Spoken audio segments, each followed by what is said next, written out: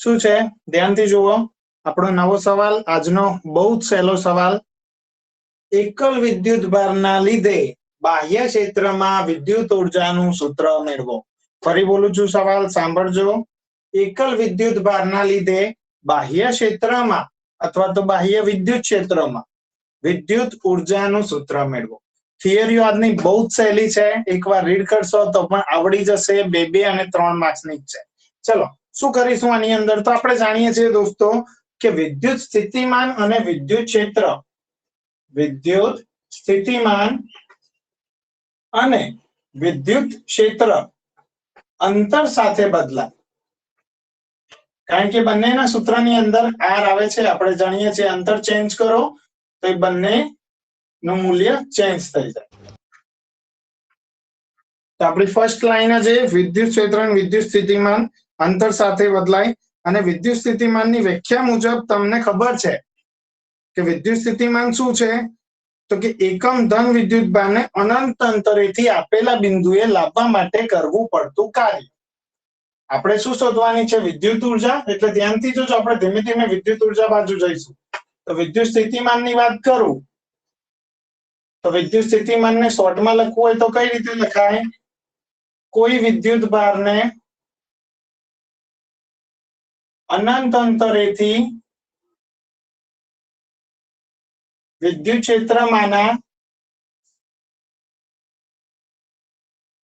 આપેલા બિંદુએ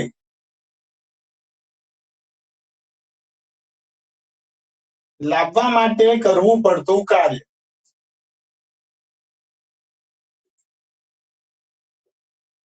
હવે ધ્યાનથી જોજો મેં શું લખાવ્યું હતું તમને એનું સૂત્ર યાદ હોય તો તમને દરેક જણને યાદ હશે મેં તમને સાઈડમાં લખાયા હતા W કાર્ય બરાબર Q into V મેં તમને મેળવાયેલા છે અને ત્યારે પણ મેં તમને કીધું હતું કે આ કાર્ય એની અંદર સ્થિતિ ઉર્જા રૂપે સંગ્રહ પામે આપણે ત્યારે પણ વાત થઈ હતી સ્પ્રિંગના ઉદાહરણ ઉપરથી એટલે અહીંયા લખીશું આ કાર્ય એ તમારું જે પણ તંત્ર હોય તંત્રમાં સ્થિતિ ઉર્જા રૂપે સંગ્રહ પામે છે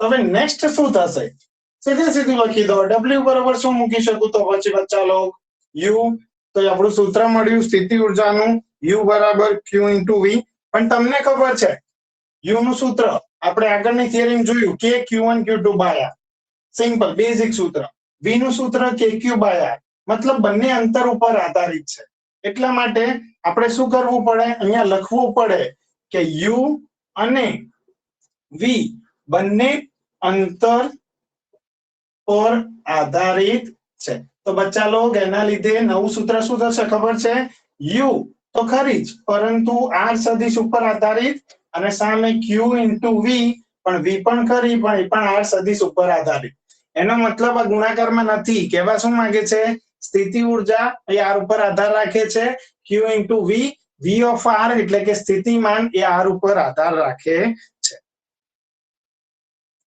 ચલો રેડી અહીંયા સુધી આખી થિયરી આવી ગઈ 2 માર્ક્સ માટે શું છે એકલ વિદ્યુત ભારના લીધે બાહ્ય ક્ષેત્રમાં વિદ્યુત ઉર્જાનું સૂત્ર મેળવો તો આ વિદ્યુત ઉર્જા પણ કહી શકાય વિદ્યુત સ્થિતિ ઉર્જા પણ કહી શકાય ફટાફટ કમ્પ્લીટ લખી દો પછી આગળ જઈએ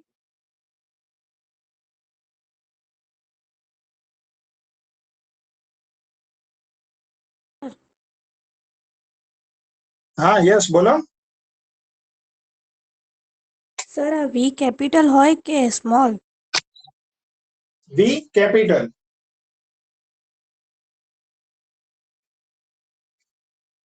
ગ્રુપમાં પણ કઈ કીધું હતું U અને V સરખા કરો એમ હા એ તમારી ફોલોઅપમાં હે ને અમુકના જે V હતા ને U જેવા લાગતા હતા એટલે એમાં કન્ફ્યુઝન જેવું હતું એટલે મેં તમને કીધું હતું કે V અને U કમ્પ્લીટ અલગ દેખાય એ રીતે કરજો બીજું કઈ નહીં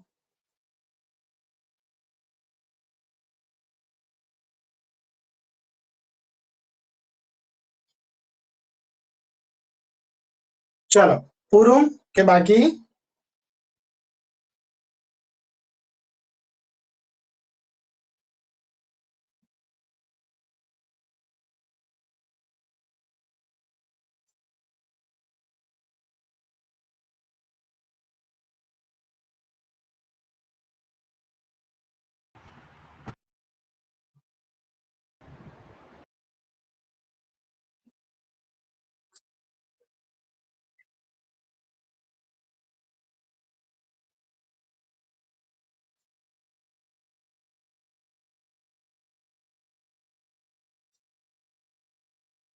કીધું કઈ સંભળાવું નહીં. હા, પતી ગયું કે બાકી લખવાનું? હા, પતી ગયું સર. Okay okay. હા બોલો. બાકી સર. હા લખી દો. ઓકે, નો પ્રોબ્લેમ.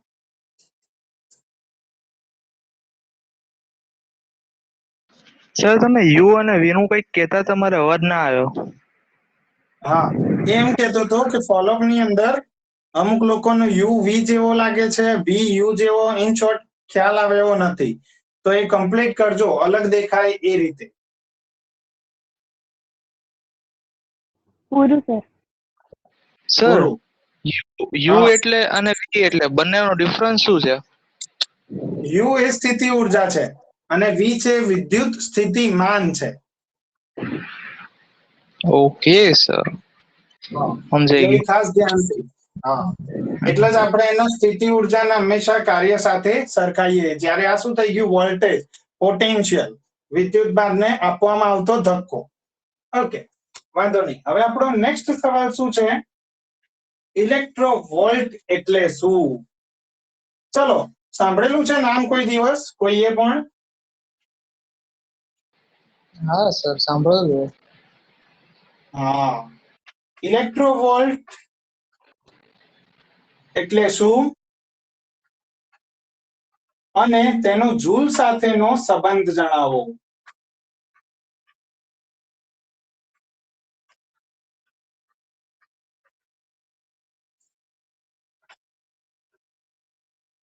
સવાલ ફરી બોલી દઉં, ધ્યાનથી સાંભળો. ઇલેક્ટ્રોવોલ્ટ એટલે શું, તેનો જૂલ સાથેનો સંબંધ છે.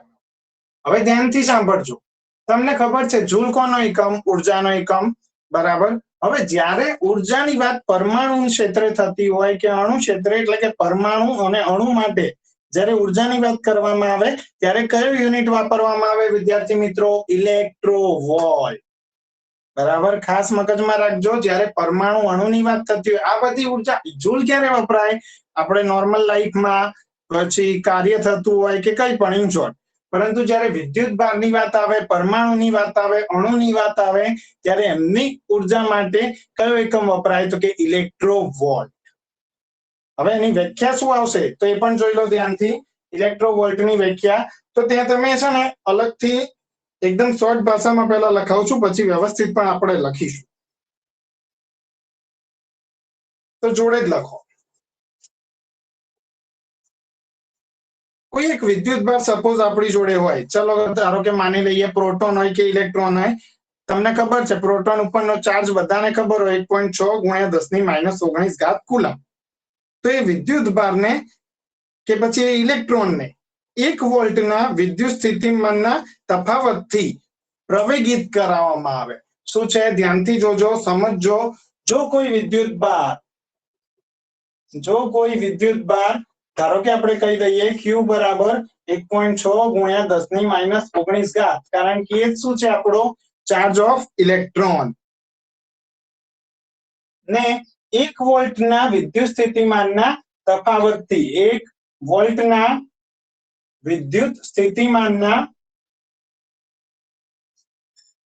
તફાવતથી, અથવા તો તમે લખી શકો વિદ્યુત સ્થિતિમાનના મૂલ્યથી પ્રવેગિત કરવામાં આવે.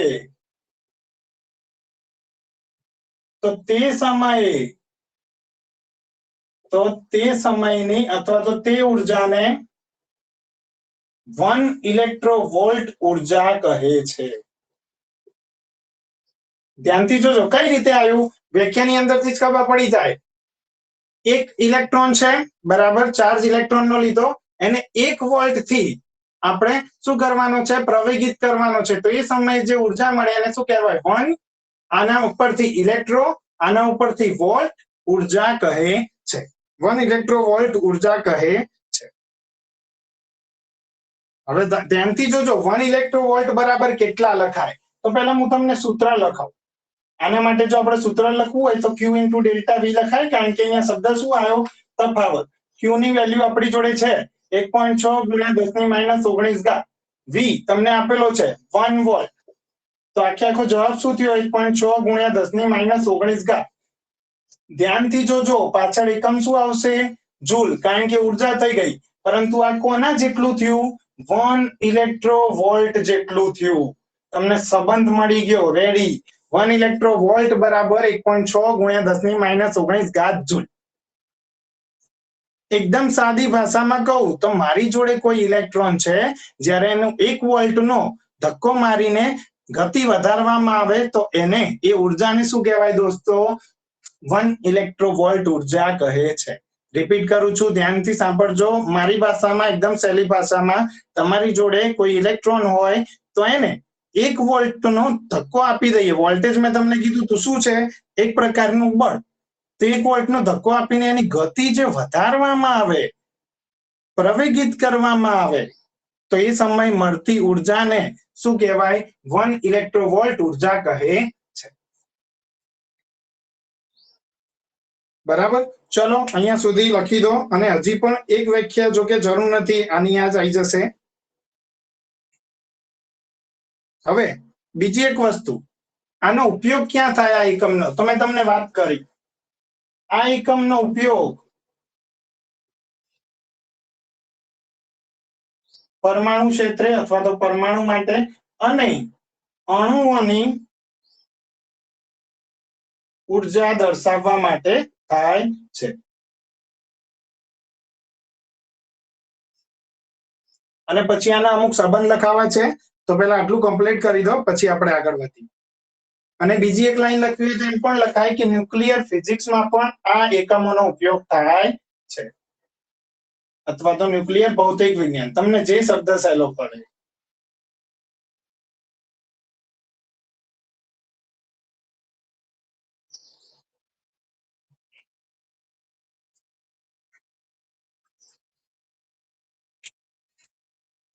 ચલો પતાવી દો. કઈ કન્ફ્યુઝન હોય, કઈ ક્વેરી હોય મને પૂછો, પછી આપણે આગળ જઈએ. બટ વ્યાખ્યાને આ પ્રમાણે યાદ રાખવી હોય તો પણ રાખી શકાય, અને એક સિમ્પલ ભાષામાં મગજમાં પણ રાખજો. કોઈ ઇલેક્ટ્રોનને 1 વોલ્ટ જેટલો ધક્કો આપીને એનો વેગ વધારવામાં આવે તો એ સમયે મળતી ઉર્જાને શું કહેવાય? 1 ઇલેક્ટ્રોવોલ્ટ. સિમ્પલ લેંગ્વેજમાં ક્યાંય લખવું હોય તો અહીં તમે લખી શકો છો, જેથી વ્યાખ્યા સહેલાઈથી યાદ રહી જાય. સર પાછું બોલો. ફરીથી બોલું? યસ, ધ્યાનથી સાંભળો. એક ઇલેક્ટ્રોનને 1 વોલ્ટ જેટલો ધક્કો આપીને એનો વેગ વધારવામાં આવે. એક ઇલેક્ટ્રોનને 1 વોલ્ટ જેટલો ધક્કો આપીને એનો વેગ વધારવામાં આવે તો તે સમયની ઉર્જાને શું કહેવાય? 1 ઇલેક્ટ્રોવોલ્ટ. તો તે સમયની ઉર્જાને 1 ઇલેક્ટ્રોવોલ્ટ કહે છે.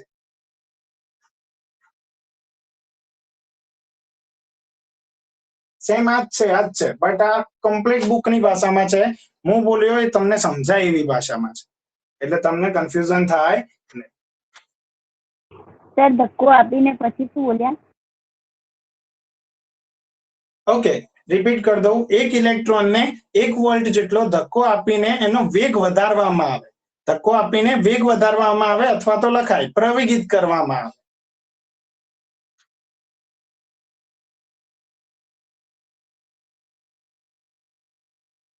તો ત્યારે મળતી ઉર્જાને 1 ઇલેક્ટ્રોવોલ્ટ કહે છે.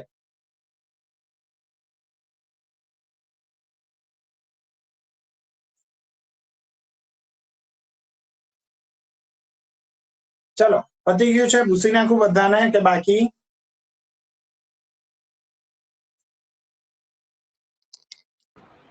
Done sir. Done. Okay, very good. તો આગળ વધીએ. હજી આની અંદર થોડા સંબંધો લખાવા છે. 1 મિનિટ.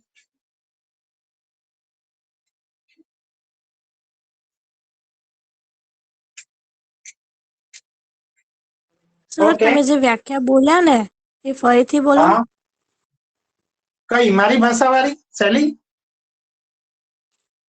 સર અમારે બંને લખવાની? ના ના, જે બોર્ડ ઉપર લખાય છે, જે બીજી છે એ તો ખાલી સમજવા માટે, સહેલાઈથી સમજી શકાય એટલા માટે. હા સર. હે, ઓકે.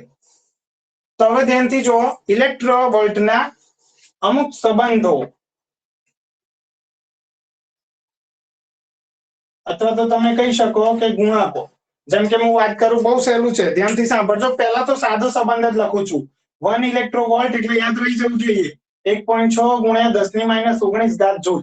પણ ધારો કે તમને કોઈ કે 1 મિલી ઇલેક્ટ્રોવોલ્ટ, તો શું કરશો? તો ધ્યાનથી જો 1.6 ગુણ્યા 10⁻19 ઘાત, મિલી એટલે 10⁻3 ઘાત, પછી લાગશે જૂલ એટલે 1.6 ગુણ્યા 19 અને 3 કેટલી થાય? -22 ઘાત જૂલ. 1 મિલી વોલ્ટ બરાબર, માય મિસ્ટેક, 1 મિલી ઇલેક્ટ્રોવોલ્ટ બરાબર. એ જ રીતે હજી પણ શું આવશે?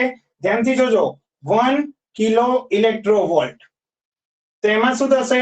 1.6 ગુણ્યા 10⁻19 ઘાત ગુણ્યા 10 ની કિલો છે પ્લસ 3 ઘાત જૂલ એટલે 1.6 ગુણ્યા 10⁻16 ઘાત જૂલ. શેના બરોબર? 1 કિલો ઇલેક્ટ્રોવોલ્ટ બરાબર. પહેલું, આ બીજો, આ ત્રીજો, અને હવે જઈએ એ છે 1 મેગા ઇલેક્ટ્રોવોલ્ટ. તો ચલો એના માટે જવાબ તમે કહો. પછી 1 ગીગા ઇલેક્ટ્રોવોલ્ટ, એનો પણ તમે કહો. પછી 1 ટેરા ઇલેક્ટ્રોવોલ્ટ, તો એનો પણ તમે કહો. કારણ કે તમને મેગા, ગીગા, ટેરા બરોબર યાદ હશે 11th ચેપ્ટર નંબર 2 એકમ અને માપન. સર, એક મેગા ઇલેક્ટ્રોવોલ્ટ બરાબર 1.6 ગુણ્યા 10⁻10 ઘાત. 100% 10⁻10 ઘાત. Please verify again. હું વેઇટ કરું. સર, મેગા એટલે તો 10�6 ઘાત ના થાય? Yes, exactly. પણ આપણે તો અહીંયાથી સરખાવવાનું સ્ટાર્ટ કરવાનું ને. 1 ઇલેક્ટ્રોવોલ્ટ તમે કદાચ અહીંયાથી કર્યું 10⁻19 હા સર. ગુણ્યા, હા યસ, 10�6, પછી એકમ આવશે જૂલ એટલે 1.6 ગુણ્યા 10⁻13 ઘાત જૂલ. ના, આપણું બેઝિક છે ત્યાંથી. યસ, આ તો ઓલો સંબંધ થઈ ગયો કિલો ઇલેક્ટ્રોવોલ્ટ. ચલો, ગીગા માટે શું આવશે? કોઈ કહેશે? 10⁻10 ઘાત આવશે. હા યસ, એક્ઝેક્ટલી. 1.6 ગુણ્યા 10⁻10 ઘાત જૂલ. અને જે લાસ્ટ વન છે 1.6 ટેરા. યસ, ટેરાનો સંબંધ કોને યાદ છે? -7. Yes, exactly. કારણ કે ટેરા એટલે કેટલી થાય? 10⁻12 ઘાત. મૂકી દો એટલે સીધો સંબંધ આવીને ઉભો રહે. ચલો, ખતમ કરી લો અહીંયા સુધી. પછી જઈએ આપણે બાહ્ય વિદ્યુત ક્ષેત્રની હાજરીમાં બે વિદ્યુત ભારોને તંત્રની સ્થિતિ ઊર્જાનું સૂત્ર મેળવવાનું. આગળ તમે જે મેં લેક્ચર તમને મોકલ્યો તો એ શું ભણ્યા ખબર છે તમને? વિદ્યુત ક્ષેત્ર ત્યાં નહોતું, એમને બે વિદ્યુત ભારોના તંત્રની સ્થિતિ ઊર્જા મેળવી. હવે બધે બધું ક્ષેત્રની અંદર મૂકીને સૂત્રો ફરી મેળવવાના છે. ઓકે, અહીંયા બતાવી દો, પછી એ સમજો.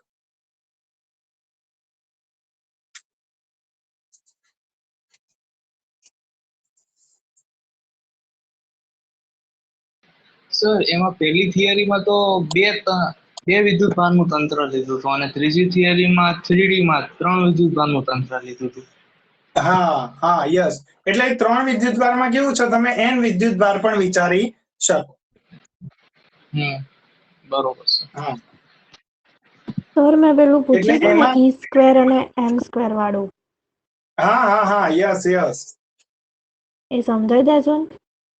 હા 100%. હમણાં છેલ્લે ડિસ્કશન કરી લઈએ. એમાં E² એટલે શું થાય? હમણાં જ આવી ગયું આપણે, ઇલેક્ટ્રોન ઉપરનો ચાર્જ.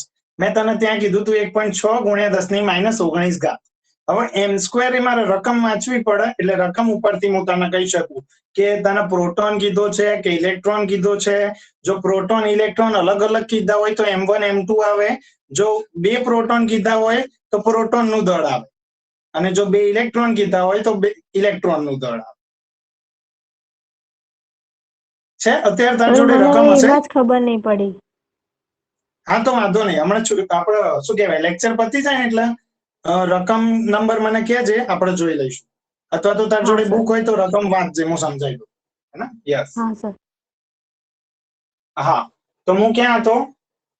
હા યસ, એટલે હા, એક વસ્તુ હું વધારે તમને કહેવા માંગતો હતો કે જે ઓલી હતી ને 3 વિદ્યુત ભારના તંત્રને લીધે સ્થિતિ ઉર્જા, એની જગ્યાએ જો સવાલ બદલવો હોય તો કઈ રીતે બદલાય ખબર તમને? n વિદ્યુત ભારોના તંત્રને લીધે સ્થિતિ ઉર્જા. તો તમારી થિયરી આખી એની જ લખવાની થાય, પણ પાછળ શું કરવાનું? એક સૂત્ર વધારાનું એડ કરવાનું રહે, ફોર n ચાર્જીસ, એટલે કે n વિદ્યુત ભાર માટે. તો તમારે અપ ટુ કરીને આગળના સૂત્રનો અમુક ભાગ એડ કરવાનો રહે. શું કહેવા માંગુ છું? આપણે નહીં 3 વિદ્યુત ભારના લીધે ઉદ્ભવતું બળ કરીને પછી n વિદ્યુત ભાર માટે શોધતા હતા, એવી રીતે એમાં પણ થઈ શકે. એટલે સવાલ તમારે એક્ઝામમાં પૂછાય એ પ્રમાણે જવાબ. બરાબર? યસ. સારું, આ પતી ગયું છે. ભૂસી નાખું કે નહીં? ઇરેઝ ધીસ કે વેઇટ કરું? Yes sir. ઓકે. યસ.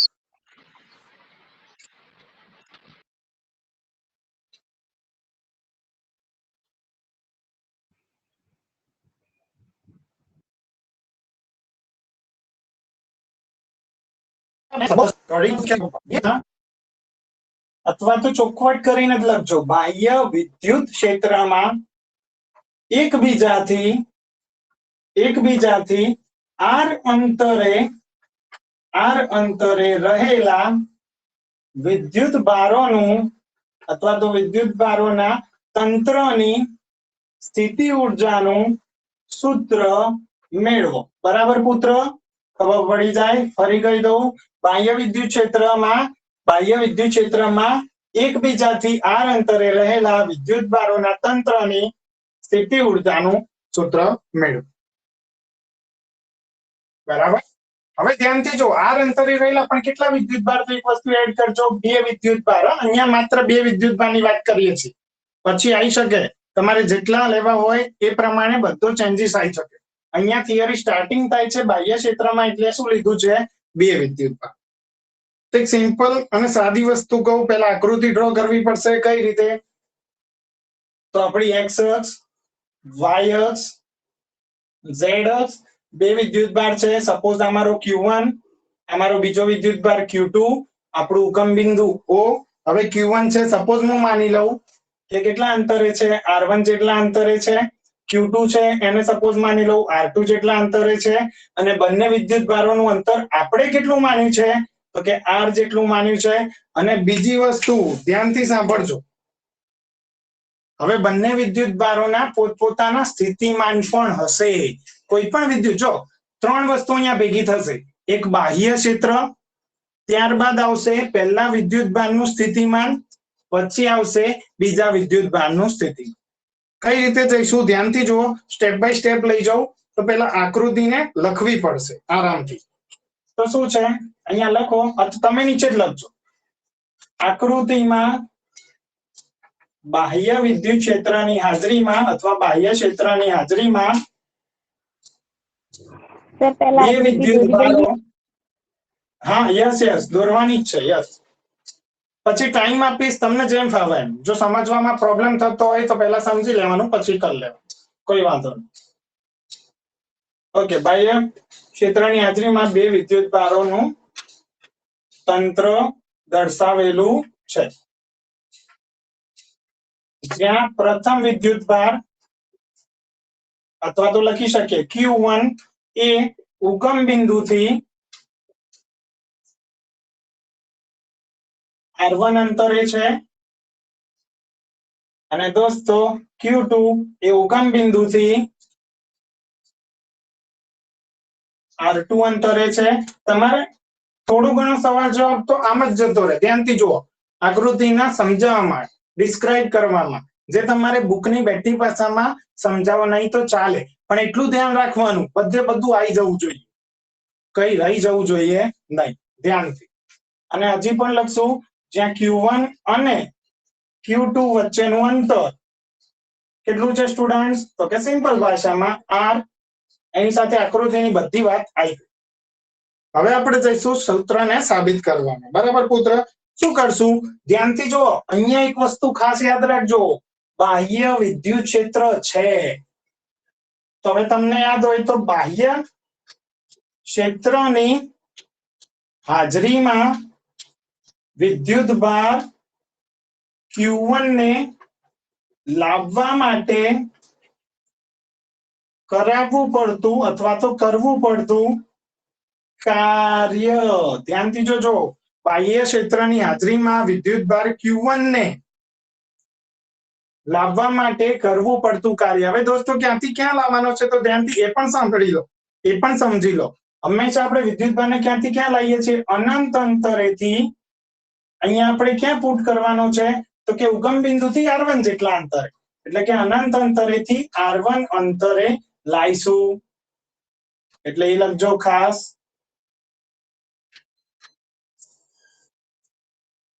તો હવે એના માટે કાર્ય શું થશે? તો મેન વસ્તુ અગત્યની એ જ છે. તો લખી દઈએ W1 બરાબર, સૂત્ર શું છે? Q1 Q into V છે, સિમ્પલ ભાષામાં કહું તો. અહીંયા આપણે શું લખીશું? પહેલો વિદ્યુતભાર Q1, સ્થિતિમાન તો ખરી બાહ્ય ક્ષેત્રના લીધે, પણ કેટલા અંતરે? R1 અંતરે. બરાબર, ધ્યાનથી સમજજો. અને સૂત્ર W1, પહેલા વિદ્યુતભારને અનંત અંતરેથી R1 અંતરે લાવવા માટે કરવું પડતું કાર્ય. સૂત્ર સિમ્પલ સૂત્ર છે W બરાબર QV. તો આપણે અહીંયા થઈ જશે Q1 અને બાહ્ય ક્ષેત્રના લીધે સ્થિતિમાન ખરી કેટલું? R1 અંતરે, એટલે V of R1 સદિશ લખી દો. સૂત્ર થઈ ગયું રેડી. ઇક્વેશન નંબર 1 આપી દો ફટાફટ, ઝટ બતાવી દો પછી આગળ છે.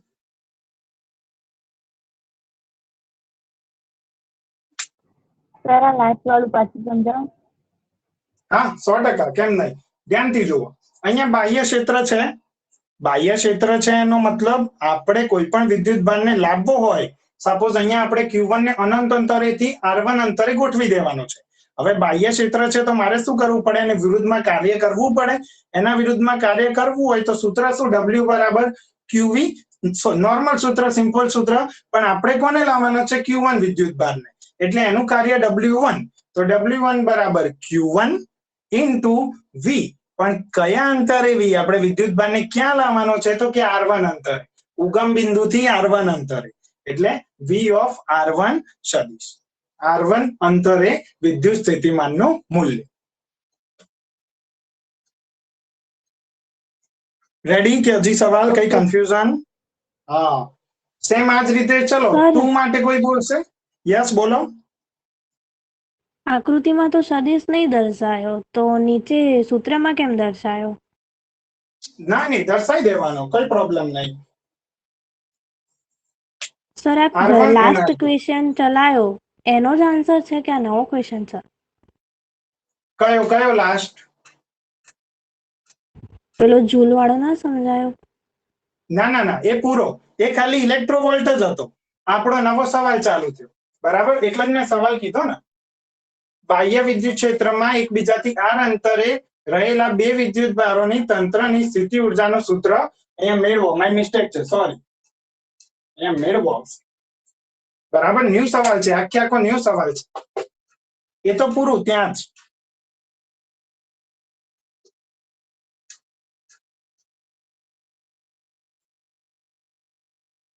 આ કેટલા માર્ક્સમાં આવે એવું ખબર છે? 3 માર્ક્સની અંદર. યસ બોલો. W2 is equal to Q2 V R2 સદિશ. હા યસ એક્ઝેક્ટલી. એ આપણી નેક્સ્ટ લાઈન થશે, પણ પહેલા બધું પતાવી દો, લખી દઈએ. Very good, very good.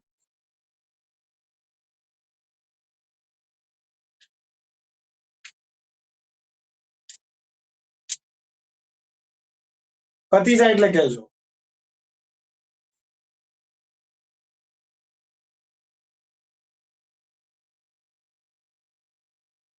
તમને કદાચ પ્રશ્ન થતો હશે કે અમુક જગ્યાએ હું સદિશ કરું છું, અમુક જગ્યાએ નથી કરતો, બટ ડોન્ટ વરી. અહીંયા જે આપણે ભણી રહ્યા છીએ સ્થિતિ ઊર્જા અને વિદ્યુત સ્થિતિમાન, એને સદિશ સાથે કોઈ લેવા દેવા નથી, ખાલી અંતર સાથે લેવા દેવા છે. એટલે નોર્મલી ના કરો તો પણ પ્રોબ્લેમ નહીં. બરાબર, પણ જ્યાં ધારો કે બળ, પછી આપણે ડાયપોલ મોમેન્ટ, વિદ્યુત ક્ષેત્ર, એ બધાની વાત થતી હોય તો ત્યાં તમારે સદિશ દર્શાવવા પડે. ઓકે, ત્યાં કમ્પલસરી થઈ જાય. ચલો પૂરું દરેક જણને કે બાકી છે?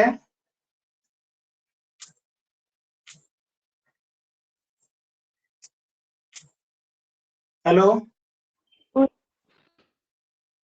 પૂરું. યસ, ઓકે, પૂરું સર. હા. આકૃતિ હું રહેવા દઉં છું, મારે એનું કામ છે. તો હવે ધ્યાનથી જુઓ, ફરી એનું એ બાહ્ય વિદ્યુત ક્ષેત્રની હાજરીમાં વિદ્યુત ભાર Q2 ને અનંત અંતરેથી R2 અંતરે લાવવા માટે કરવું પડતું કાર્ય. તો અગેન એનું સૂત્ર હવે બનાવતા આવડે તમને લોકોને, W2 બરાબર Q2 into V of R2 vector. આને આપી દો સમીકરણ નંબર 2.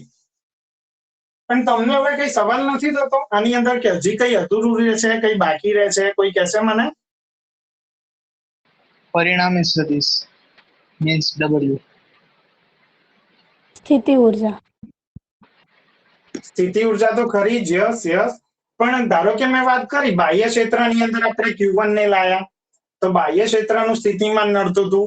Q2 ને પણ લાયા તો એને પણ બાહ્ય ક્ષેત્રનું સ્થિતિમાન નડતું હતું. પણ દોસ્તો ધ્યાનથી જોજો, Q1 નું પોતાનું સ્થિતિમાન હશે જે Q2 ને નડશે, અને Q2 નું પણ પોતાનું સ્થિતિમાન હશે જે Q1 ને નડશે. ઇન શોર્ટ કહેવાનો મતલબ એ બેને પણ ત્યાં જકડી રાખવા માટે પણ મારે કંઈક કાર્ય કરવું પડશે. એ વસ્તુ તો હજી રહી જ ને, એ આવશે નવી આવે. એટલે ધ્યાનથી જોજો, અહીં 3 કાર્ય થશે. W1 પૂરું થયું બાહ્ય ક્ષેત્રના લીધે, W2 એ પણ બાહ્ય ક્ષેત્રના લીધે પણ બીજા વિદ્યુત ભાર પર, અને બંને વિદ્યુત ભારને ત્યાં અને ત્યાં જકડી રાખવા માટે ત્રીજું કાર્ય હું એડ કરાઈ રહ્યો છું. હેને? તો એ એડ કરો. શું થશે? W3. ચોખ્ખું જ લખવાનું એ જ ભાષામાં, બંને વિદ્યુત ભારને R સ્થાને કે R અંતરે રાખવા માટે કરવું પડતું કાર્ય. કારણ કે એ બંનેના પણ પોતાના કંઈક સ્થિતિમાન હશે, તો એનું કાર્ય W બરાબર સિમ્પલ ભાષામાં ત્યાં સિમ્પલ લોજિક આવશે કે Q1 Q2 બાય બંને વચ્ચેનું અંતર છે R. આપણું સમીકરણ નંબર 3 રેડી. હવે શોધવાનું થશે પરિણામી કાર્ય. અહીંયા નંબર આપી દેજો W3, કારણ કે ત્રીજું છે એટલે. અથવા તો તમે આને બીજી ભાષામાં લખી શકો છો. જો R ના લખવું હોય તો R12 લખાય, પહેલાથી બીજા વચ્ચેનું અંતર, અથવા તો R21 એ લખાય, બીજાથી પહેલા વચ્ચેનું અંતર. એમાં કોઈ પ્રોબ્લેમ નહીં. ચલો પતી જાય એટલે મને કહો અહીંયા સુધી. અહીંયા લખીએ જ ને, ચલો અહીંયા જગ્યા છે, ઉભા રહો. તો હવે આ તંત્રને માટે કુલ કાર્ય, અથવા તો એમ લખી શકાય આ તંત્ર રચવા માટે કરવું પડતું કુલ કાર્ય. તો શું થશે? ધ્યાનથી જુઓ, W બરાબર W1 પ્લસ W2, અને W બધા કેપિટલ આલ્ફાબેટ ધ્યાનથી લખજો. W1 બરાબર શું? Q1 V R1 vector, W2 બરાબર Q2 V R2 વેક્ટર, અને W3 બરાબર K Q1 Q2 by R. ચલો પતાવી દો. પછી હજી પણ કામ બાકી છે, કારણ કે હજી કાર્ય સુધી પહોંચ્યા, સ્થિતિ ઊર્જા શોધવાની બાકી. તમે જાણો જ છો કઈ રીતે આવશે.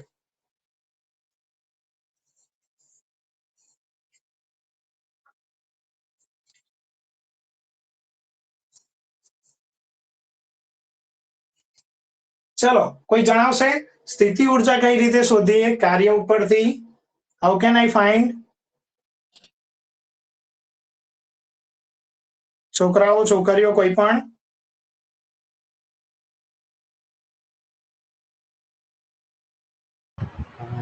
સૂત્ર પરથી W બરાબર માઇનસ ડેલ્ટા U કહી શકાય, અથવા તો હું સીધું કહી શકું કે આ જે પણ કાર્ય છે એ આ તંત્રની અંદર સ્થિતિ ઊર્જા રૂપે સંગ્રહ પામે. હેને? શું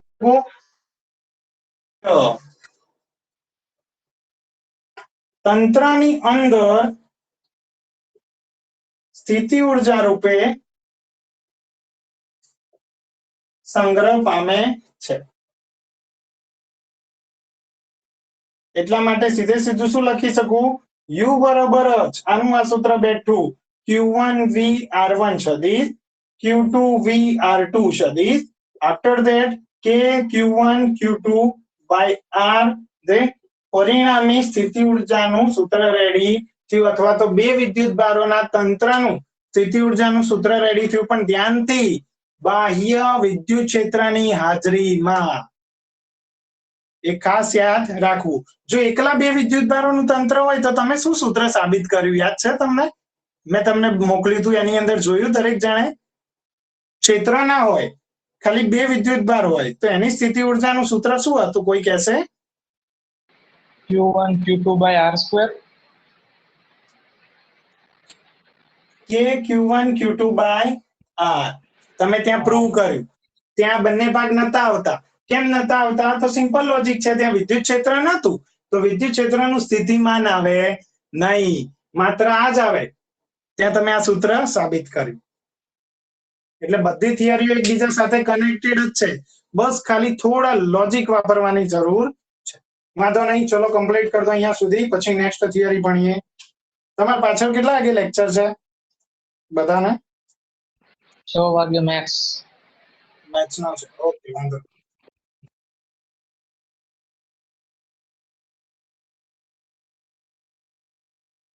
સર લેક્ચર પછી તરત ફોલો અપ છે તમારે રેડી હોય તો તરત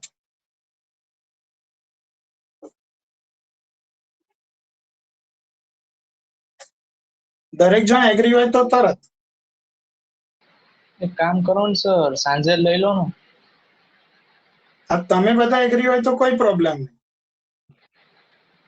ઓલ આર એગ્રી ના સર અત્યારે લઈ લો હા ઓકે હા તો પછી અત્યારે કન્ટિન્યુ ઓકે સર હા તમને ટાઈમ આપીશ નો પ્રોબ્લેમ 10 મિનિટ રીડિંગ માટેનો ટાઈમ આપીશ આન પછીની થિયરી લાસ્ટ જ છે ચિંતા ના કરશો હા પણ એ 3 માર્ક્સ ની છે તો થોડી લાંબી છે બહુ સહેલી ચલો પૂરું અહીંયા સુધી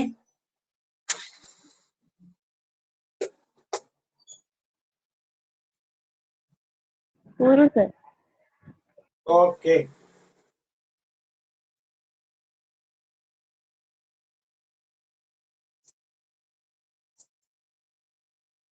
સારું તો હવે બે વિદ્યુતભાર હતા હવે ધારો કે બે વિદ્યુતભારની જગ્યાએ બાહ્ય ક્ષેત્રની અંદર ડાયપોલ મૂકેલી હોય તો એની સ્થિતિ ઊર્જા શું થાય એનું સૂત્ર ભણવાનું છે ધ્યાનથી સાંભળજો શું છે સવાલ વિદ્યાર્થી મિત્રો નવો સવાલ ધ્યાનથી સાંભળજો નિયમિત અથવા તો કહી શકીએ સમાન બંને શબ્દ આવી શકે એક્ઝામમાં પણ સવાલની અંદર નિયમિત અથવા તો સમાન બાહ્ય વિદ્યુત ક્ષેત્ર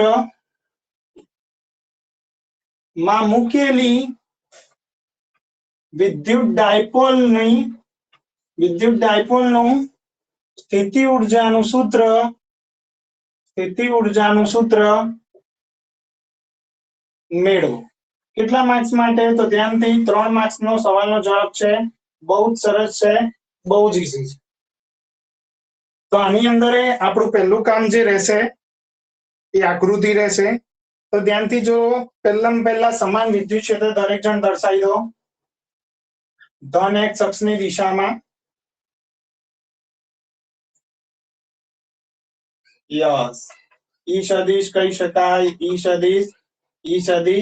ઈ સદિશ પ્લસ થી માઇનસ હવે એની અંદર આપણે એક ડાયપોલ ને મૂકી દેવાની છે સપોઝ માની લઈએ અવગમ બિંદુઓ અહીંયાથી મારી x અક્ષ અને આ મારી y અક્ષ આ ડિરેક્શનમાં છે x અક્ષ મેં કમ્પ્લીટલી દોરી નાખી y અક્ષ પણ દોરી દઈએ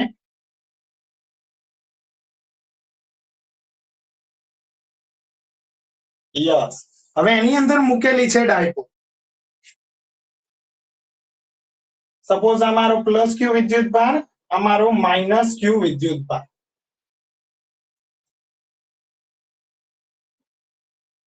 હવે ડાયપોલ હાલ કેટલા ખૂણે પડી છે ધ્યાનથી જુઓ આ થશે મારો થીટા બીજી એક વસ્તુ આ અંતર મારું કેટલું થાય એ જેટલું અને અગેન આ અંતર મારું કેટલું થાય એ જેટલું કારણ કે ડાયપોલના બે વિદ્યુતભાર વચ્ચેનું કુલ અંતર કેટલું હોય તો એ પણ હું તમને લખાઈ દઉં એ હોય 2a જેટલું એટલે તમને કન્ફ્યુઝન થાય નહીં.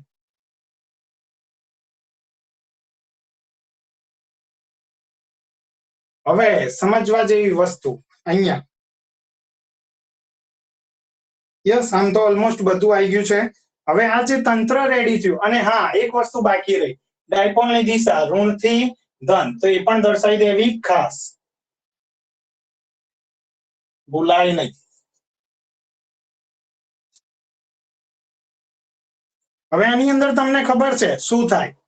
કોઈ કહેશે આ ડાયપોલ કેવી રીતે વર્તશે? આપણે આવી ગયું ચેપ્ટર નંબર 1. આ બાજુ બધે ધન વિદ્યુત ભાર હશે. મેં તમને સમજાવ્યું તું ડાયપોલ ઉપર શું થશે. આ બાજુ બધે ઋણ વિદ્યુત ભાર હશે. હા, બોલશે કોઈ? જમણી સાઈડ ડાઉન થશે, ડાબી સાઈડ અપ થશે. હા, કહેવાનો મતલબ આ ડાયપોલ ઉપર કંઈક બળ લાગશે, આપણી ભાષામાં, અને ફિઝિક્સની ભાષામાં કહીએ તો ટોર્ક લાગશે. ડાયપોલ શું થશે? એક્સ અક્ષને સીધી ગોઠવવાનો ટ્રાય કરશે, કારણ કે ધન વિદ્યુત ભાર ઋણ તરફ આકર્ષાશે અને ઋણ વિદ્યુત ભાર ધન તરફ આકર્ષાશે, એટલે એના પર ટોર્ક લાગશે અને કંઈક આ રીતે છે એની જગ્યાએ આ રીતે ગોઠવવાનો પ્રયત્ન કરશે. તો આપણી લાઈન પહેલા તો આપણે લખવું પડે, બરાબર, આકૃતિને સમજાવવી પડશે, ડિસ્ક્રાઇબ કરવી પડશે. તો પહેલા કમ્પ્લીટ કરી દો, પછી હું આકૃતિને સમજાવું, પછી આપણે સૂત્ર મેળવીએ. આકૃતિ દોરાઈ જાય એટલે કહેજો, કમ્પ્લીટ દોરજો, કઈ બાકી ના રહે, અને બને તેવો સ્કેલનો ઉપયોગ કરો. ફોલોઅપમાં પણ ખાસ રફલી ડ્રો ના કરો, કારણ કે એક્ઝામમાં જો એવી જ આદત રહી તો ટાઈમ તો જશે, એના માર્ક્સ નહીં મળે, બીજું કઈ નહીં. સ્પીડ પણ રાખવાની અને સ્કેલનો ઉપયોગ પણ કરવાનો.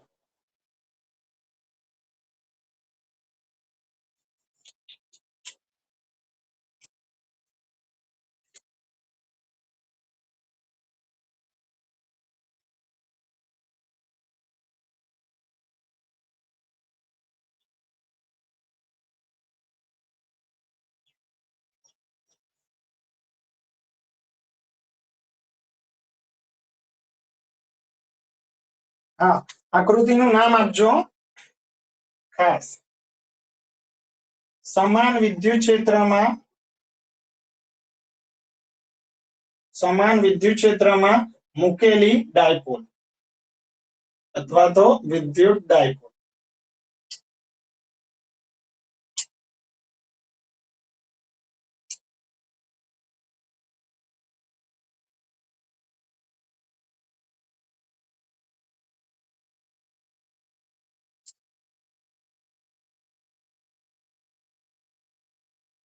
ચેપ્ટર 1 હતું, ત્યાં તમે શું શોધ્યું હતું? એની વર્તણૂક, ટોર્કનું સૂત્ર લાયા હતા. આઈ હોપ બધાને ટોર્કનું સૂત્ર યાદ હશે.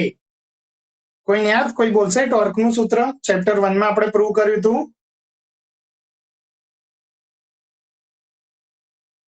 ટોર્ક ટાઉ સદિશ બરાબર P.E. 100% P.E. શ્યોર કે ટોર્ક ટાઉ બરાબર P ક્રોસ E है ना?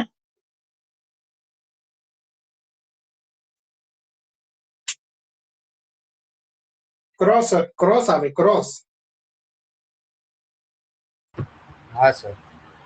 યસ, કારણ કે P ડોટ E જ્યાં ડોટ આવશે ને થઈ જશે સ્થિતિ ઉર્જાનું સૂત્ર, જે આજે આપણે સાબિત કરવાના છે. ખાલી આગળ શું આવી જશે? માઇનસ. વાત કરું એની. ઓકે, આકૃતિ દોડ દો, કમ્પ્લીટ થાય એટલે મને કહો.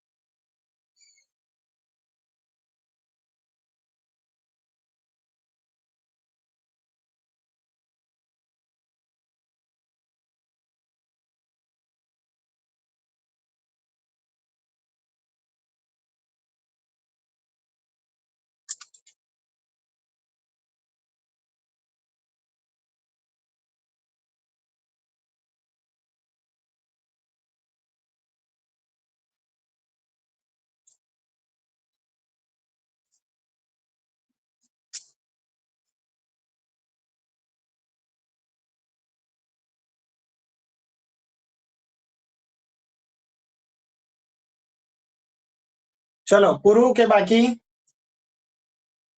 કમ્પ્લીટ. કમ્પ્લીટ. યસ. તો હવે વાત કરીએ આકૃતિની.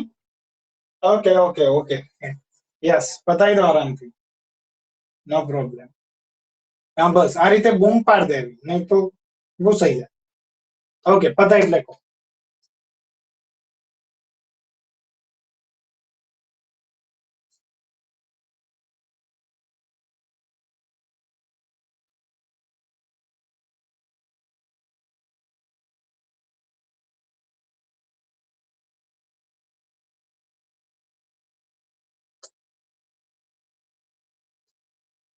ફરી કહી દઉં, બધે બધા હાજર છે.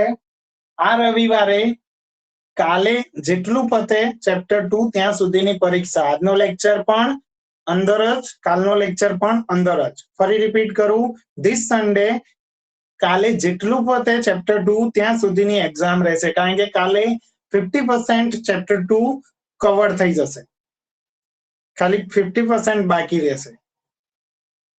એટલે be remember that, be ready for that, કે કાલે જેટલું ચેપ્ટર 2 પતે ત્યાં સુધીની રવિવારે એક્ઝામ રહેશે.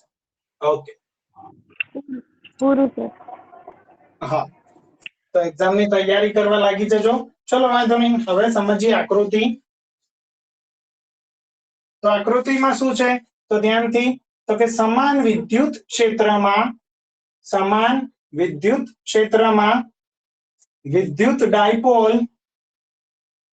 વિદ્યુત ડાયપોલ થીટા ખૂણે મૂકેલી છે. હવે વિદ્યુત ક્ષેત્રને લીધે ડાયપોલના વિદ્યુત ભારો પર બળ લાગશે. તમે જાણો છો QE સદિશ અને -QE સદિશ બળો લાગે છે. અને આ બળો કેવા હોય છે? સમાન મૂલ્યના અને પરસ્પર વિરુદ્ધ દિશા. આ બળો સમાન મૂલ્યના અને પરસ્પર વિરુદ્ધ દિશામાં લાગતા હોય છે. તો એના લીધે શું થશે તો કે તેને લીધે આ ડાયપોલ પર ટોર્ક લાગશે, અથવા તો આપણે લખી શકીએ તેને લીધે ડાયપોલ ટોર્ક અનુભવશે. અને દોસ્તો એ ટોર્ક નું સૂત્ર તમે લોકો જાણો છો, ચેપ્ટર 1 માં આપણે ભણી ગયા, ટાઉ બરાબર P સદિશ ક્રોસ E સદિશ. જે આગળ વધુ તો શું લખાય? મૂલ્ય સ્વરૂપે PE sin થીટા, જ્યાં થીટા શું છે તો એ પણ તમે જાણો છો, P સદિશ અને E સદિશ વચ્ચેનો ખૂણો. હવે ધ્યાનથી સાંભળો, આગળ વાત કરું. જ્યાં બીજી વસ્તુ તમારે લખવાની છે, જ્યાં P બરાબર 2a સદિશ, P સદિશ બરાબર 2a સદિશ ઇન્ટુ. તો આકૃતિની બધી માહિતી થઈ. તમને પ્રશ્ન થાય ટોર્ક કેમ લખાયું, એનો ઉપયોગ હવે હું તમને. તો અહીંયા સુધી ઝટઝટ પતાવી દો. હવે છે સૂત્ર સાબિત કરવાનું, બરાબર? સૂત્રમાં શું આવશે તો કે સ્થિતિ ઊર્જા છે. અગેન શું શોધીશું? કાર્ય એ જ મારી શું થશે? સ્થિતિ ઊર્જા. કાર્ય શોધવા માટે નું સૂત્ર હું તમને કહું, પેલા લખી દઉં.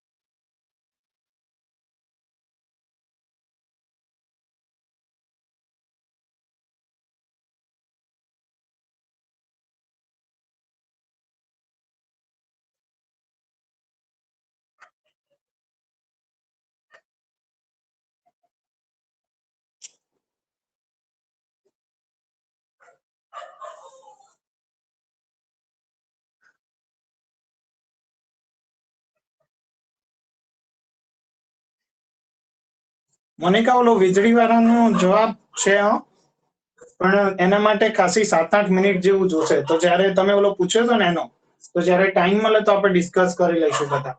યસ, કે વીજળી કેમ થાય. ઓકે, ચલો અહીંયા સુધી પૂરું બધાને.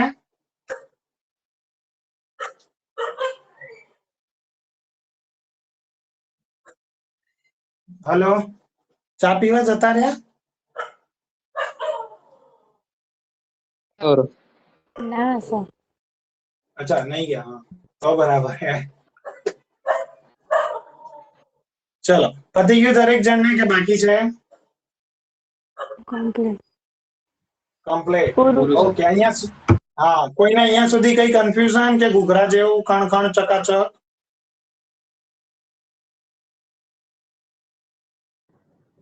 Hello, done sir.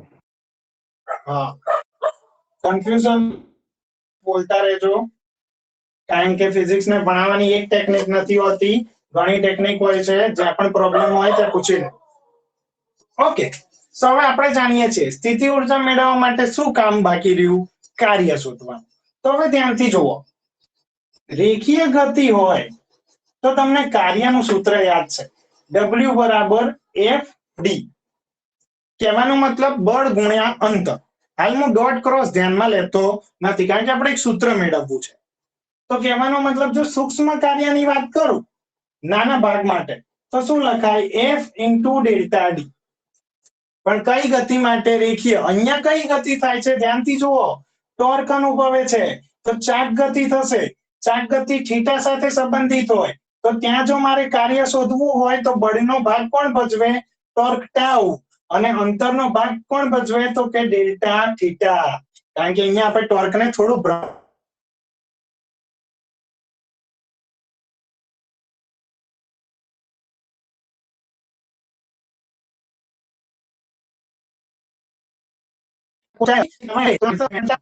જ છે, બરાબર.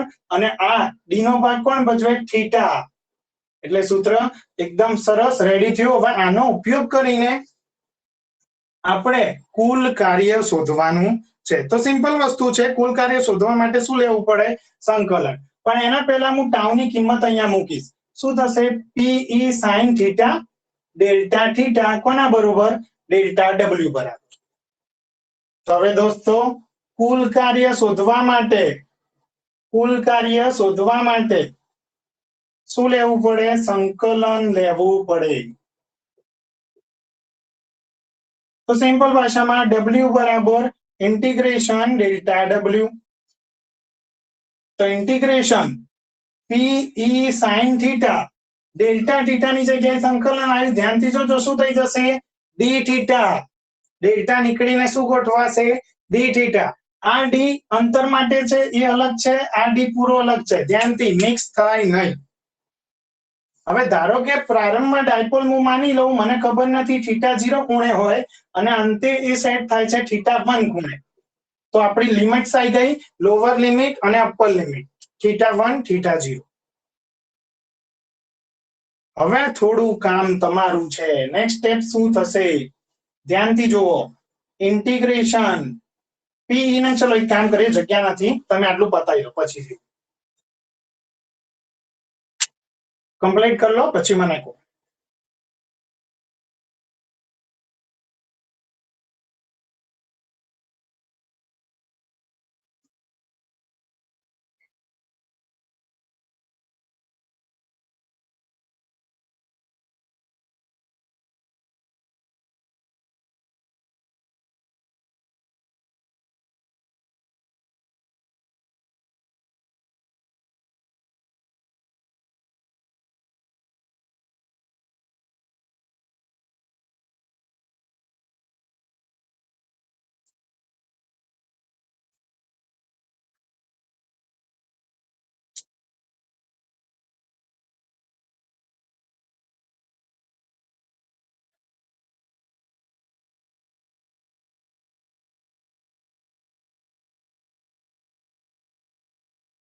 ચલો, પૂરું કે બાકી?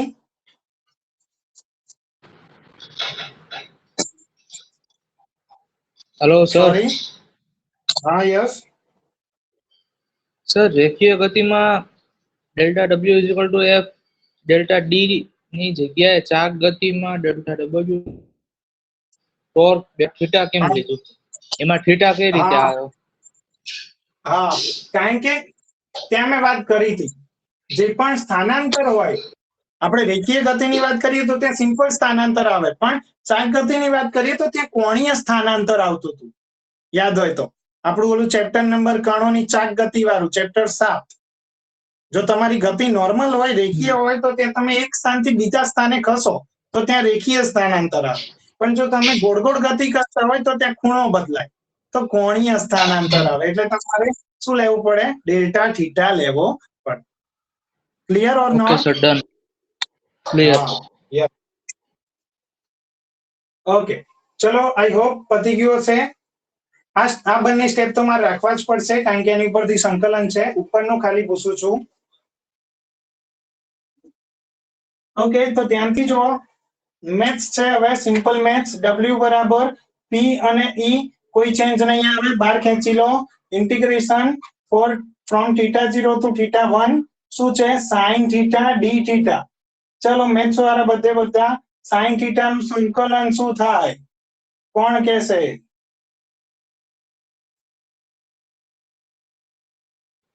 માઇનસ ના સોરી કોસ થીટા.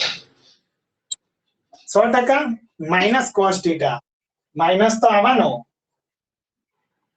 કારણ કે વિકલન હોય તો સાઇન નું કોસ, સંકલન સાઇન નું માઇનસ કોસ. Okay sir. है ना? Yes yes. तो W बरोबर, હવે ધ્યાનથી જો માઈનસ ને એક કામ કરીએ, હાલ પૂરતા બહાર ખેંચી લઈએ તો શું થશે? અપર લિમિટ cos θ1 માઈનસ અહીંયા શું થશે? cos θ0. હવે માઈનસ અંદર આપી દઉં તો સૂત્ર શું રેડી થાય? PE. W બરાબર PE cos θ0 માઈનસ cos θ1. તો આ મારું કાર્ય થયું. આપણો લાસ્ટ સ્ટેપ. આ કાર્ય કયા સ્વરૂપે સંગ્રહ પામે? સ્થિતિ ઊર્જા સ્વરૂપે. તો હવે આપણી નેક્સ્ટ લાઈન શું થશે? આ કાર્ય તંત્રમાં સ્થિતિ ઊર્જા સ્વરૂપે સંગ્રહ પામે. એના બાદ ચાલો કમ્પ્લીટ છે. તો W બરોબર સીધે સીધું લખી દો, U P E cos θ0 minus cos θ1.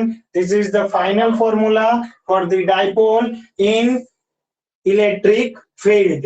વિદ્યુત ક્ષેત્રની અંદર જો ડાયપોલ મૂકેલી હોય તો એની સ્થિતિ ઊર્જાનું સૂત્ર તમને મળ્યું. બરાબર. અને હવે અહીંયા એક કિસ્સો લઈશું. નોર્મલી બીજા પણ ઘણા બધા કિસ્સા છે, એ નેક્સ્ટ લેક્ચરમાં જોઈશું, પણ અહીંયા એક સાદું કિસ્સો લઈશું. ધારો કે ડાયપોલ π/2 ખૂણે આપણે મૂકી દઈએ. આપણે અત્યારે આકૃતિમાં તમે જોયું કેટલા ખૂણે હતી? થીટા એ. બરોબર. તો એની વાત થઈ ગઈ, એના માટે સૂત્ર આવી ગયું. હવે આમાં ધ્યાનથી જુઓ, તમારો અંતિમ ખૂણો આ થાય, પ્રારંભિક ખૂણો આ થાય, એ ધ્યાન ખાસ રાખવાનું.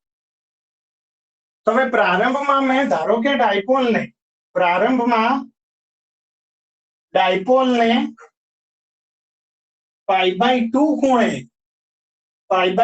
ખૂણે અથવા તો π/2 કોણે મૂકેલી છે. પ્રારંભનો ખૂણો એટલે શું હશે? ધ્યાનથી જુઓ, θ0 શું લખાય? π/2. અને પછી હું તમને કહું, અંતમાં મને નથી ખબર એ ક્યાં જઈને ઊભી રહે છે, તો અંતમાં થીટા કોણે સેટ થાય છે, ગોઠવાય છે. તો હવે કઈ નથી કરવાનું.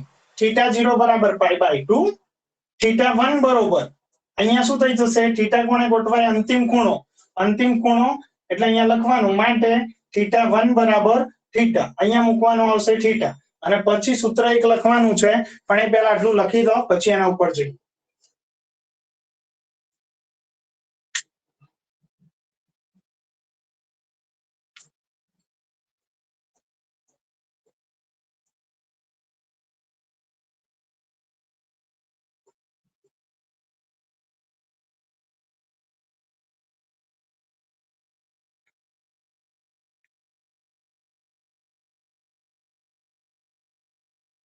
ચલો પતી જાય એટલે મને કહેજો ઝટ.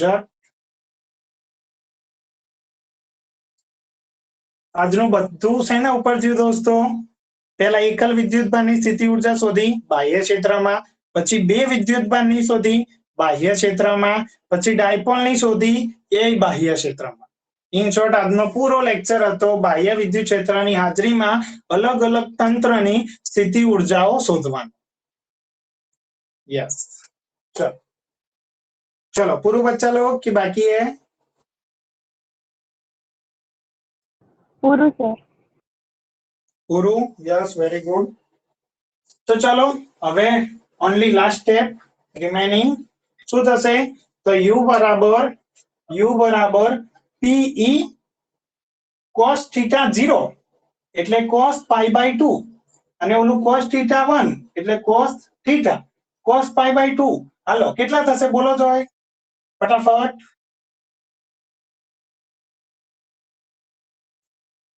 કોઈ બોલશે 0.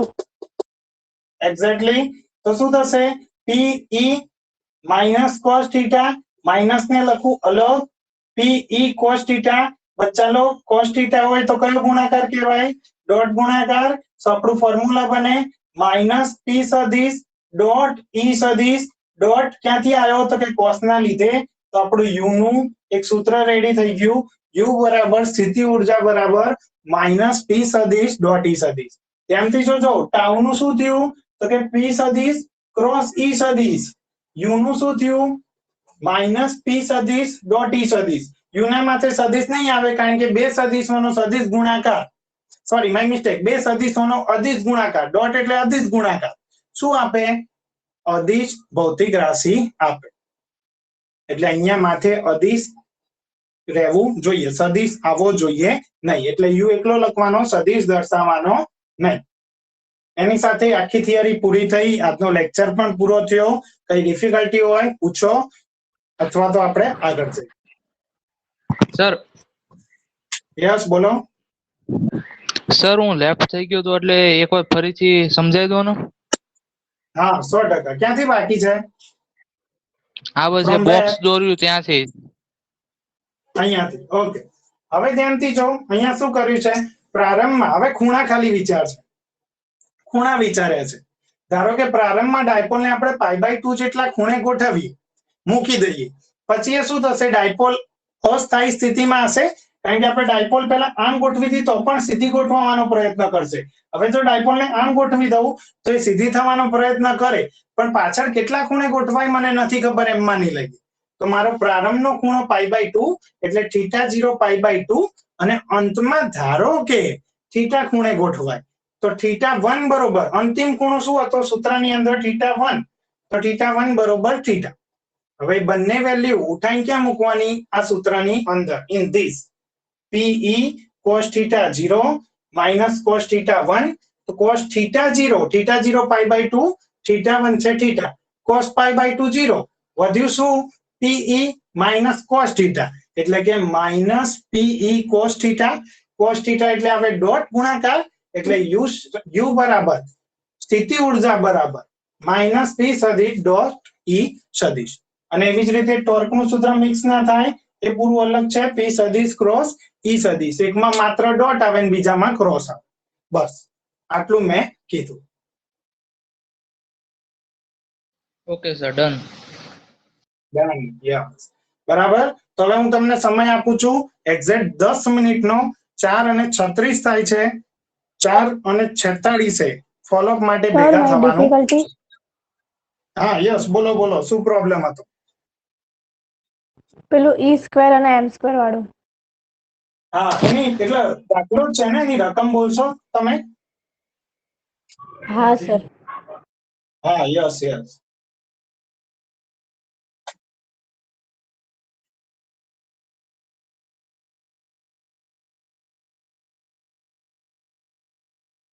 બાકીના રોકાવું હોય તો રોકાઈ શકો અથવા તો તમારે રીડિંગ સ્ટાર્ટ કરવું હોય તો કરી શકો બરાબર સર લીવ બોલી થઈને રાખો. કોઈ પ્રોબ્લેમ યસ યસ હા બે બિંદુવત વિદ્યુત ભારો વચ્ચેના સ્થિત વિદ્યુત બળ માટેનો કુલમ્બનો નિયમ અને બે સ્થિર બિંદુવત દળો વચ્ચેના ગુરુત્વ બળ માટેનો ન્યૂટનનો નિયમ એ બંનેનો આધાર વિદ્યુત ભારો વચ્ચેના અંતરના વ્યસ્ત વર્ગ પર છે. તો એ એનો પહેલો ઇલેક્ટ્રોન અને પ્રોટોન અને નંબર 2 બે પ્રોટોન વચ્ચે લાગતા આ બળોના માનના ગુણોત્તર પરથી તેમની પ્રબળતાની સરખામણી કરો. Yes exactly. એટલે તને ત્યાં પ્રોબ્લેમ થયો ઈ સ્ક્વેર માં અને એમ સ્ક્વેર માં, એ દાખલાની અંદર, હે ને? હા, કેમ કે એની આગળ બી એક દાખલો હતો ને, એમાં ઈ સ્ક્વેર નો ઈ એટલે કંઈક અલગ આપ્યું હતું ને માસ ઓફ ઈ એટલે કંઈ અલગ આપ્યું હતું. એટલે માસ ઓફ ઈ એટલે તો ઇલેક્ટ્રોન, એ મને ખબર પડી, ઇલેક્ટ્રોન નું દળ. ના, પણ ઈ સ્ક્વેર એમાં કેવું છે, એમાં જો ઈ શું માનીતા. દર્શાવે છે? હા, સમજાઈ દઉં. એમાં કેવું છે, જો સમજ. ધારો કે અહીંયા તને એમ કીધું છે કે પ્રોટોન અને ઇલેક્ટ્રોન વચ્ચેનું બળ, બરાબર? પ્રોટોન અને ઇલેક્ટ્રોન વચ્ચેનું બળ. તો હવે તને ખબર છે બંને ઉપરનો ચાર્જ સરખો હોય, ખાલી એકનો પોઝિટિવ હોય, એકનો નેગેટિવ હોય, અને એનું મૂલ્ય કહું કેટલું થાય? 1.6 ગુણ્યા 10⁻19, હે ને? તો ધારો કે એના બળની વાત કરીએ તો શું લખાય? કે Q1 Q2 by R², કે Q1 Q2 by R². પ્રોટોનનો ચાર્જ E, ઇલેક્ટ્રોનનો ચાર્જ પણ E by R². એટલે શું લખી શકાય? કે E² by R². જ્યાં E બરોબર તારા માટે શું થશે? તો કે ધીસ 1.6 ગુણ્યા 10⁻19. હવે જો સર, આ એટલે જ વસ્તુ વિદ્યુત માટે, ભાર. હા, વિદ્યુત ભાર, એક્ઝેક્ટલી, ઇલેક્ટ્રિક ચાર્જ. અને એ જ રીતે જો તને કીધું હોય ગુરુત્વાકર્ષી બળ, આ થયું ઇલેક્ટ્રિક ફોર્સ Fe, અથવા તો તમે લખી શકો Fe in this language. Gravitational force તો ત્યાં થશે G, એક પ્રોટોન છે એક ઇલેક્ટ્રોન છે, તો MP me by R² લખાય. હવે MP એટલે માસ ઓફ પ્રોટોન, પ્રોટોનનું દળ. Me એટલે માસ ઓફ ઇલેક્ટ્રોન, ઇલેક્ટ્રોનનું દળ. માસ ઓફ પ્રોટોન શું થાય? 1.67 into 10⁻27 kg. And the mass of electron is 9.11 into 10⁻31 kg. જો બંને અલગ અલગ હોય તો, જો આની જગ્યાએ તને અંદર બીજામાં એમ કીધું છે કે બે પ્રોટોન લેવાના છે, તો ત્યાં સૂત્ર શું થાય ખબર છે તને? Fg બરોબર બે પ્રોટોન એટલે સરખા થઈ જાય, Gmp² by R². તો તારે MP ની જગ્યાએ સીધે સીધું 1.67 ગુણ્યા 10⁻27 નો વર્ગ લેવાનો રહે. પણ અહીંયા અલગ અલગ છે, તો બંનેના અલગ અલગ દળ મૂકવા પડે. ખ્યાલ આવ્યો શું કહેવા માંગુ છું? હા સર, હવે ખબર પડી ગઈ. હા, યસ એક્ઝેક્ટલી. હવે દાખલો જોજે, આરામથી ઉતરી જશે મગજમાં. ઓકે, હજી પણ કન્ફ્યુઝન હોય પૂછતા રહેજો, એની ટાઈમ, એવરીવેર. કઈ પણ કન્ફ્યુઝન હોય, બરાબર? ઓકે, તો તમે વાંચવાનું ચાલુ કરો. 4:40 થઈ, તો હવે ટાઈમ આપું છું 4:50 સુધીનો. પછી મળીએ ફોલોઅપ માટે. મીટિંગ લીવ કરી શકો છો. યસ, બોલો. સર, મારામાં ચાર્જ ઓછી છે, તો ફોલોઅપ ચાલુ કરીશ ને તો બંધ પડી જશે ફોન. અચ્છા, તો 10 મિનિટ ચાર્જિંગમાં લગાવી દે ને, જેટલો થયો એટલો, તો વર્ક થઈ જશે. ઓકે. હા, ઓકે, લીવ ધ મીટિંગ, પછી જોઈન થજો. યસ.